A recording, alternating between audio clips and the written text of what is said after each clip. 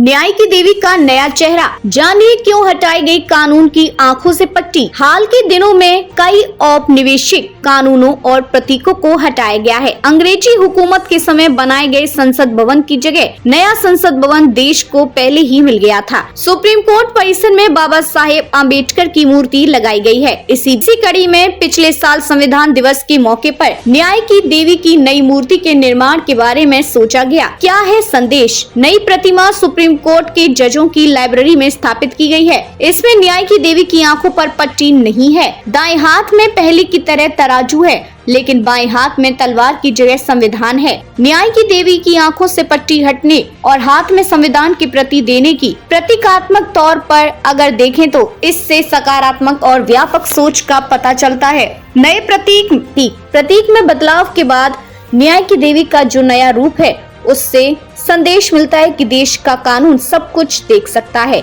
न्यायपालिका की आंखें बंद नहीं है और वे संविधान के अनुरूप काम करती हैं। हाल ही में देश के संसद ने ब्रिटिश काल के आईपीसी, सीआरपीसी और इंडियन एविडेंस एक्ट की जगह भारतीय न्याय संहिता, भारतीय नागरिक संहिता, भारतीय नागरिक सुरक्षा संहिता और भारतीय साक्ष्य अधिनियम लागू किए। कोई अपील नहीं। सुप्रीम कोर्ट के वकील ज्ञानंत सिंह बताते हैं कि न्याय की देवी का जो रूप हम अब तक देखते आए हैं, वह 17वीं और 18वीं सदी का कॉन्सेप्ट रहा है। तब न्याय राजा किया करता था। राजा में लोग भगवान का रूप देखते थे। राजा सर्वशक्तिमान होता था। उसके फैसले के खिलाफ कोई अपील नहीं की जा सकती थी। उस सिद्धांत को रूल ऑफ मेन, राजा का कानून कहा जाता है। यानी राजा जो कहता था वह कानून था और जो फैसला देता वह आखिरी होता था। कानून का शासन आजादी के बाद लोकतांत्रिक देश के तौर पर भारत द्वारा अपनाई गई न्याय प्रणाली का विश्लेषण किया जाए तो अब संसद कानून बनाती है और न्यायपालिका उसके तहत विवादों के निपटारे के लिए सुनवाई कर फैसला देती है। भारत में कानून का राज है।